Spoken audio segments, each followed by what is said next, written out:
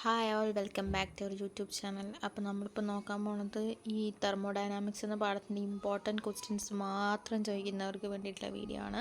2 മാർക്കിന് ഇതിന്ന് കുറേ ക്വസ്റ്റ്യൻസ് വരാം. എന്താണ് സിസ്റ്റം സറൗണ്ടിങ് എന്ന് പറഞ്ഞാൽ എന്താ എന്നൊക്കെ രീതിയിൽ കുറേ ക്വസ്റ്റ്യൻസ്. ഹോമോജീനിയസ് സിസ്റ്റം എന്ന് പറഞ്ഞാൽ എന്താ അങ്ങനെയൊക്കെ വരും. അല്ലെങ്കിൽ ചിലപ്പോൾ കുറേ ടൈപ്പ് ഓഫ് സിസ്റ്റത്തിനെ പറ്റിയിട്ട് എഴുതാൻ പറയും. 2 മാർക്കിനൊക്കെ തന്നെ വരുള്ളൂ കേട്ടോ. പിന്നെ അതേപോലെ ചിലപ്പോൾ ചോദിക്കാം intensive properties and distinguish between intensive properties and extensive properties, state function, path function എന്ന് പറഞ്ഞിട്ട് 2 മാർക്കിന് വരും. അതൊക്കെ നമുക്ക് 2 പോയിൻ്റ് എഴുതി കഴിഞ്ഞാൽ 2 മാർക്ക് കിട്ടുമല്ലോ. അങ്ങനത്തെ ടൈപ്പ് ക്വസ്റ്റ്യൻ ആയിരിക്കും ഇതിൽ മെയിനായിട്ട് വരിക.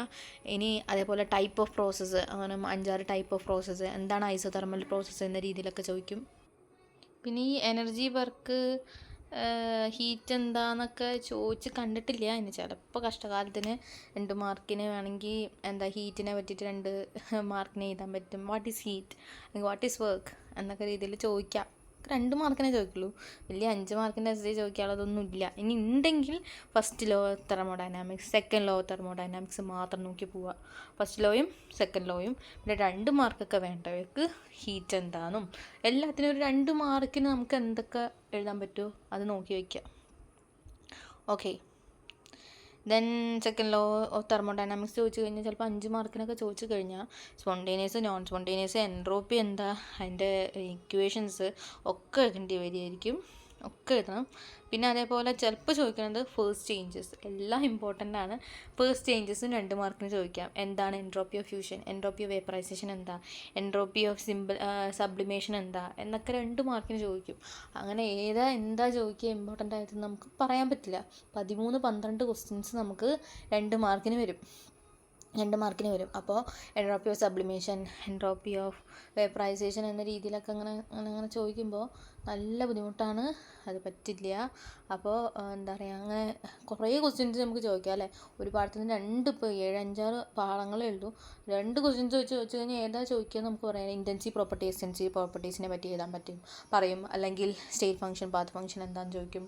അല്ലെങ്കിൽ എന്തൊക്കെ ടൈപ്പ് ഓഫ് സിസ്റ്റംസ് ഉണ്ടെന്നും എന്തൊക്കെ ടൈപ്പ് ഓഫ് പ്രോസസ്സ് ഉണ്ടെന്നും ഒക്കെ 2 മാർക്കിന് ഈസി ആയിട്ട് വാങ്ങാവുന്നേ ഉള്ളൂ. എല്ലാം ഞാൻ എൻ്റെ ചാനലിൽ എല്ലാ വീഡിയോസും ഞാൻ ഡീറ്റെയിൽ ആയിട്ട് ഏതാണ് എക്സാമ്പിൾ സഹിതം പറഞ്ഞു തന്നിട്ടുണ്ട്. സോ ചിലപ്പോൾ എക്സാമ്പിൾ വരെ ചോദിക്കും. അപ്പോൾ നമ്മൾ 2 എക്സാമ്പിൾസ് പഠിച്ച് വയ്ക്കുക. അതായിരിക്കും ഏറ്റവും ഇമ്പോർട്ടൻറ്റ്. പിന്നെ ചോദിക്കുന്നത് ഗിബ്സ് എനർജിയാണ്. ഗിബ്സ് ഫ്രീ എനർജിയുടെ ഇക്വേഷൻ എഴുതുക. അത് പറയണത് ഫ്രീ എനർജീനെ ഒരു യൂസ്ഫുൾ വർക്കിന് ഉപയോഗിക്കുന്നതാണ് ഗിബ്സ് ഫ്രീ എനർജി എന്ന് പറയുക. അത്രയേ ഉള്ളൂ. പിന്നെ തേർഡ് ലോ തെർമോഡൈനാമിക്സ് ഒന്ന് ജസ്റ്റ് വായിച്ചു വയ്ക്കുക. കഷ്ടകാലത്തിന് ചോദിച്ചാലോ. അതെന്ന് വെച്ചാൽ ഒന്നുമില്ല. At absolute zero the entropy of filly crystalline solid is 0. Just വായിച്ചു വയ്ക്കുക.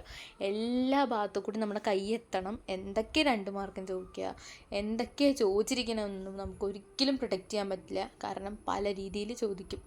കാരണം അവർക്ക് മാക്സിമം കുട്ടികളുടെ മാർക്ക് കുറയ്ക്കാനാണ് നോക്കേണ്ടത്, അല്ലാതെ അവർ മാർക്ക് കൊടുക്കുകയല്ല ചെയ്യുന്നത്.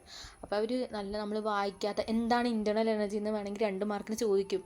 ഇൻറ്റേർണൽ എനർജി എന്ന് പറഞ്ഞു കഴിഞ്ഞാൽ ഒട്ടുമിക്ക പേർക്ക് എന്താണെന്ന് അറിയില്ല. ഞാൻ എൻ്റെ വീഡിയോയിൽ എന്താണെന്ന് ഞാൻ മനസ്സിലാക്കി തരുന്നുണ്ട്. കാരണം ഇൻറ്റേർണൽ എനർജി ഡെൽറ്റ യു എന്ന് പറഞ്ഞു കഴിഞ്ഞാൽ എന്താ ചോദിക്കും. വാട്ട് ഈസ് ഇൻറ്റേർണൽ എനർജി എന്ന് ചോദിച്ചു കഴിഞ്ഞ് കഴിഞ്ഞാൽ എന്താ ഫസ്റ്റ് ലോ എന്ന് എഴുതാൻ അറിയുന്ന കുട്ടികൾക്ക് എന്താണ് എൻട്രോപ്പി, എന്താ എൻട്രോപ്പി ചോദിക്കും. ഡിസോർഡർനെസ് ഓഫ് അത് എഴുതിയാൽ മതി. ഡിസോർഡർനെസ് ഓഫ് ദ സിസ്റ്റം എന്ന് പറഞ്ഞു കഴിഞ്ഞാൽ കഴിഞ്ഞു, മാർക്ക് കിട്ടി. പിന്നെ അതിൻ്റെ ഇക്വേഷൻ എഴുതി കഴിഞ്ഞാൽ മാർക്ക് കിട്ടി. പക്ഷേ എന്താ അവസ്ഥ വെച്ചാൽ അത് എഴുതാൻ അറിയില്ല. എന്താ എൻട്രോപ്പി. ഇപ്പോൾ സുവോളജിയിലൊക്കെ വാട്ട് ഈസ് മാൻറ്റിൽ എന്നൊക്കെയാണ് ചോദിക്കുന്നത്.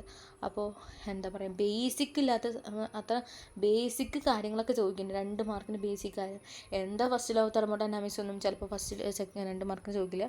മെയിനായിട്ട് ചോദിക്കുക അങ്ങനെ മാർക്ക് കുറയ്ക്കാൻ വേണ്ടിയിട്ട് ഗിബ്സ് ഫ്രീ എനർജി എന്താണോ, അല്ലെങ്കിൽ തേർഡ് ലോയോ ഒന്നും നമ്മൾ നോക്കുന്നില്ല. പിന്നെ എന്താ ഇൻറ്റേർണൽ എനർജി എന്താണോ, എൻട്രോപ്പി എന്താണോ, എൻതാൽപ്പി എന്താണെന്നൊക്കെ ചിലപ്പോൾ ചോദിക്കുന്ന 2 മാർക്കിന്. അപ്പോൾ എന്താ വരികയെന്ന് നമുക്കറിയില്ല. അപ്പോൾ ഞാൻ പറയുക എങ്ങനെയൊക്കെയാണ് ക്വസ്റ്റ്യൻസ് വരിക.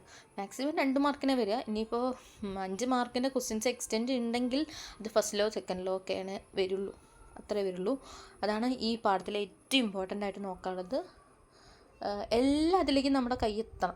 എന്ത് ചോദിച്ചാലും നമുക്ക് ജസ്റ്റ് പോയിൻറ്റെങ്കിലും എഴുതാൻ പറ്റുന്ന ഒരു രീതിയിലേക്ക് എത്തണം. അതൊക്കെ ഞാൻ എൻ്റെ വീഡിയോയിൽ ഞാൻ കറക്റ്റായിട്ട് പറഞ്ഞു തന്നിട്ടുണ്ട്.